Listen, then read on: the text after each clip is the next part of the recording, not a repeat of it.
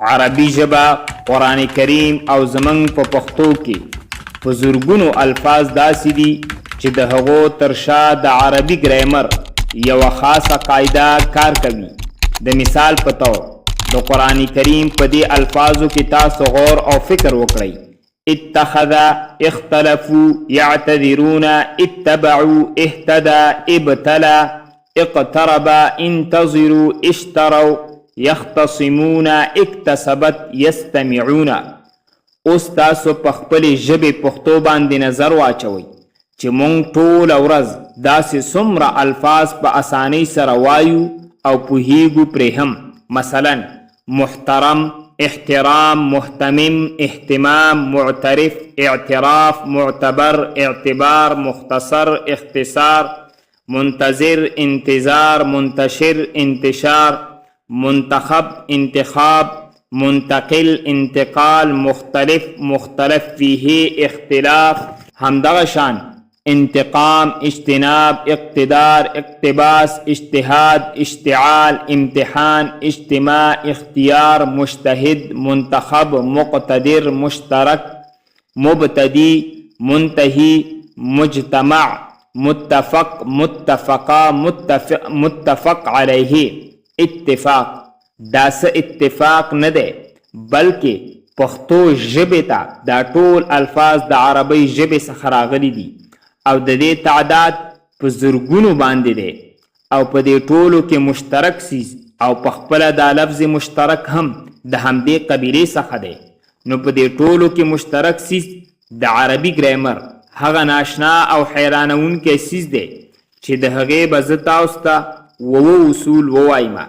که چیرې تاسو په دې اصولو باندې نن ځان پوه کړلو نو ستاسو لپاره د عربۍ الفاظو پیژندل او د قرآن کریم د پوهې یوه بنده دروازه به د همیشه لپاره کولاو شي. نو لہذا په اطمینان او مکمل توجه سره دا ویډیو تنې تنها تر آخره پورې لازما وګورئ. بسم الله الرحمن الرحیم. السلام علیکم ورحمت الله وبرکاته. نو ستاسو مکمل توجه غواړو. ګورئ د ثلاثي مزید فیه با همزه وصل 9 بابونه دي او د دې 9 بابونو څخه اولنی باب باب افتعال دی. تاسو به دا فکر کوئ چې مونږ خو په هیڅ هم پوه نشولو. ګورئ د ثلاثي مزید فیه مطلب دا دی د یو باب د ماضي په اوله صیغه کې د 3 اصلي حروفو نه علاوه بل یو زائد حرف هم موجود وي لکه اکرمه. دا د ماضي اوله صیغه ده او په دې اکرمه کې 3 اصلي حروف دي کاف، را او میم او په دې کې حمزه چې په اول کې ده دا زائده ده. ثلاثي مزید فیه خو به مو اوس پیژندلی وي انشاء الله الرحمن. نو راځئ اوس په دې خبرې باندې ځان پوه کړئ چې د دې ثلاثي مزید فیه بابونه په 2 قسمه دي. یو قسم هغه بابونه دي چې د هغو په اول کې حمزه راغلی وي او دغه حمزه وصلي وي، قطعي نه وي. نو دې ته بیا ثلاثي مزید فیه به حمزه وصل ویل کیږي او د دې 9 بابونه دي. او دوهم قسم هغه بابونه دي چې د هغو په اول کې حمزه وصلي نه وي لکه صرف وغیره او دې ته بې حمزه وصل ویل کیږي.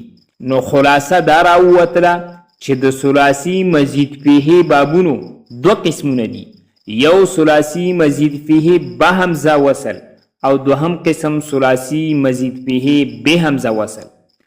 او موږ په دې درس کې د ثلاثي مزید فیه به حمزه وصل د 9 بابونو څخه اولنی باب وایو او د دې 9 بابونو څخه اولنی باب دی باب افتعال چې مونږ به د دې تعریف، قواعد او گردان په دې ویډیو کې ووایو او د دې څخه وروستو به بیا زه تاسو ته د باب افتعال هغه 9 قواعد ووایم چې د هغو تاسو ته معلومېدل ډېر ضروري دي او ډېری داسې صیغې دي که تاسو ته دغه 9 اصول او قواعد یاد نه وي نو بیا تاسو د مشکلاتو سره لاس او ګریوان هم کېدلی شي.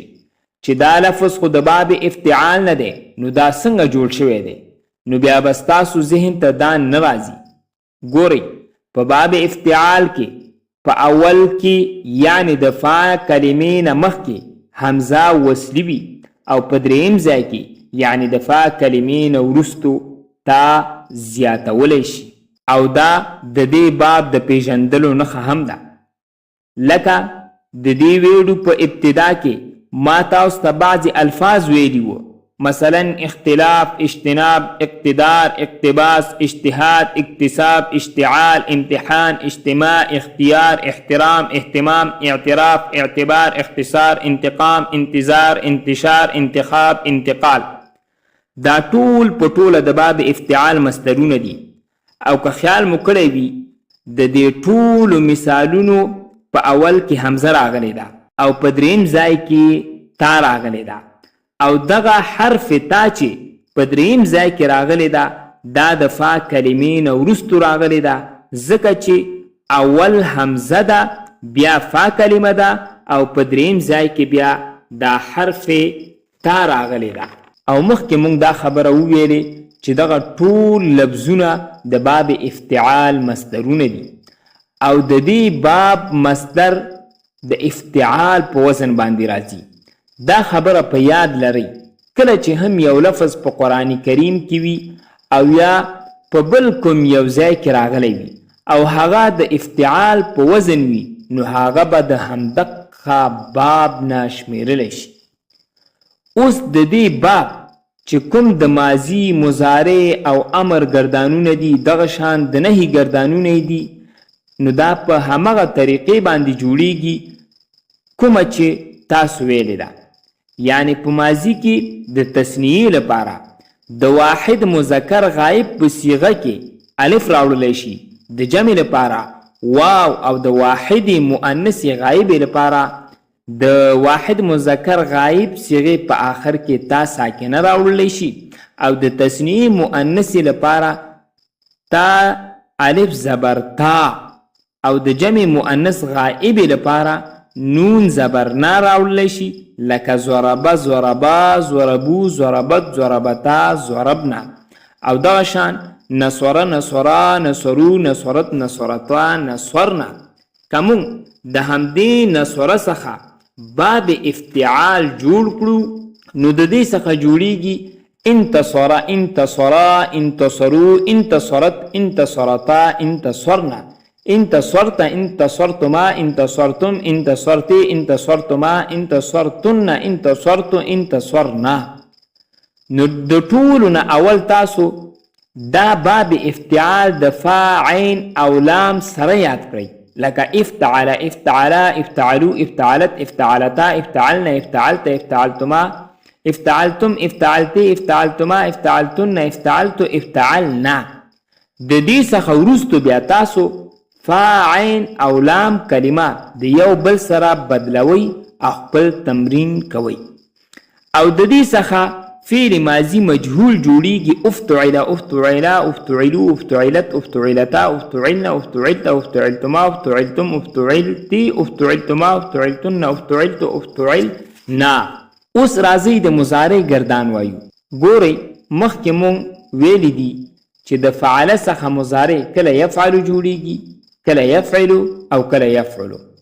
دغه شان د افتعل څخه مضارع معلوم یوازې د یفتعلو په وزن باندې راځي. مثلا یفتعل، یفتعلان، یفتعلون، تفتعل، تفتعلان، یفتعلن، تفتعل، تفتعلان، تفتعلون، تفتعلین، تفتعلان، تفتعلن، افتعل، نفتعل. او د دې څخه مضارع مجهول د یفتعل په وزن راځي. مثلا یفتعل، یفتعلان، یفتعلون، تفتعل، تفتعلان، یفتعلن، تفتعل، تفتعلان، تفتعلون، تفتعلین، تفتعلان، تفتعلن، افتعل، نفتعل. او د دې باب افتعال څخه امر په وزن د افتعل راځي. مثلا افتعل، افتعلا، افتعلو، افتعلی، افتعلا، افتعلنا. او د دې باب افتعال څخه د نهي ګردان په وزن د لا تفتعل راځي. مثلا لا تفتعل، لا تفتعلا، لا تفتعلو، لا تفتعلی، لا تفتعلا، لا تفتعلنا. او د دې باب افتعال څخه اسم فاعل په وزن د مفتعلون راځي. مثلا مفتعل، مفتعلان، مفتعلون، مفتعلتون، مفتعلتان، مفتعلات. او د دې باب افتعال څخه اسم مفعول په وزن د مفتعلون راځي. مثلا مفتعلون، مفتعلان، مفتعلون، مفتعلتون، مفتعلتان، مفتعلاتون. او د دې باب افتعال نه او باقی چې څومره بابونه د ثلاثي مزید به دي د دې ټولو نه اسم ظرف د همدغه خپل باب د اسم مفعول په وزن راځي. مثلا د باب افتعال اسم ظرف د همدې باب د اسم مفعول په وزن یعنی د مفتعلون په وزن باندې راځي. لکه مفتعلون، مفتعلان، مفتعلات. پاتې شول د اسم آلی او د اسم تفضیل گردانونه. نو دغه دوه گردانونه د ثلاثي مزید فیه د بابونو څخه نه راځي. راځي اوس د دې ویډیو هغه بنیادی مغز او سیزونو طرف ته. دا گردانونه د باب افتعال خو اکثر ملګرو ته یاد وي، لیکن راځي چې اوس هغه بنیادی و سیزونه د باب افتعال باره کې ووایو چې هغه اوه قواعد دي. د هغو څخه اولنۍ قاعده ده کله چې د باب افتعال په فا کلمې کې د دال، ذال، زا څخه کوم حرف واقع وي نو د باب افتعال تا یعنی کومه تا چې په باب افتعال کې په دریم ځای کې راغلی وي نو دې ته د باب افتعال تا ویلی کیږي. نو د باب افتعال تا په دال سره بدلولی شي لکه د اید تخله څخه اد دخله او د ید تخلو څخه ید دخلو. دا اوله قاعده. دوهمه قاعده کله چې د باب افتعال په فا کلمې کې زا واقع وي، زا راغلی وي نو د باب افتعال په تا کې دوه صورتونه ویل جایز دي. اول د از تجره څخه از دجره یعنی د باب افتعال تا په دال سره بدلول. دوهم صورت د از تجره څخه از زجره. دا و دویمه قاعده. دریمه قاعده دا ده کله چې د باب افتعال په فا کلمې کې زال وي، زال راغلی وي نو په دغه وخت کې د باب افتعال په تا کې درې صورتونه ویل جایز دي. اول لکه از تکره، په دې کې از دکره ویل هم جایز دي یعنی د باب افتعال تا په دال سره بدلول. دوهم صورت په از تکره کې از ذکره ویل هم جایز دي یعنی د باب افتعال تا په زال سره بدلول بیا زال په زال کې مدغم کول. دریم صورت په از تکره کې اد دکره ویل هم جایز دي یعنی د باب افتعال تا په دال سره بدلول او بیا د باب افتعال په فا کلمې کې چې کوم زال واقع وي هغه هم په دال سره بدلول او بیا دال په دال کې مدغم کول. دا و دریمه قاعده. څلورمه قاعده کله چې د باب افتعال په فا کلمې کې د صاد، ضاد، طا یا ظا د دې څلور حروفو څخه کوم حرف واقع وي نو د باب افتعال تا په طا سره بدلیږي او بیا دغه طا د فا کلمې هم جنس سره بدلول جایز دي یعنی په فا کلمه کې چې کوم حرف د طا څخه هم همغه حرف جوړول او بیا په یو بل کې مدغم کول دا څه دي جایز دي. مثلا د استباره څخه استوباره جوړول یا اسوبره جوړول یعنی طا په صاد سره بدلول او بیا صاد په صاد کې مدغم کول.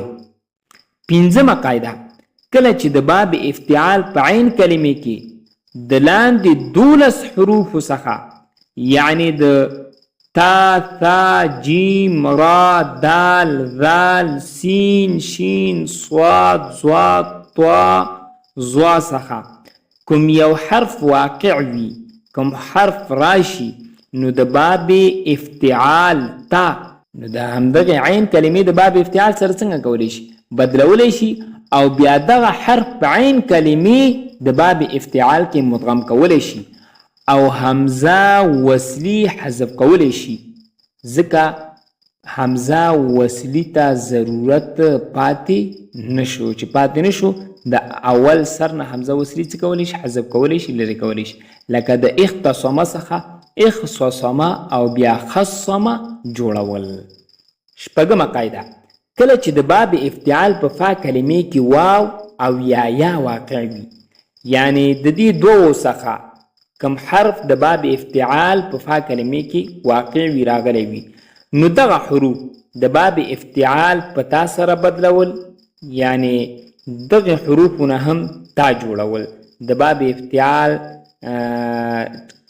کې چې کومه تا ده چې تا د باب افتعال ورته ویلی کېږي، د هغې هم جنس کول او بیا تا په تا کې مدغم کولی شي، لکه د ایت سره څخه ات سره. خو دا خبره یاد ساتئ چې واو په تا د افتعال سره بدلول لازم دي او په یا کې تاسو ته اختیار دی که بدلوي او که نه بدلوي، په دې کې تاسو څه دی اختیار دی. اوم نمبر قاعده او اخرنۍ قاعده دا ده کله چې اخذه ماده د باب افتعال څخه راشي نو دا بیا خلاف القاعده خلاف القانون استعمالیږي، لکه د اتخذه څخه اتخذه ویل، یعنی حمزه په تا سره بدلیږي او بیا تا په تا کې مدغم کیږي.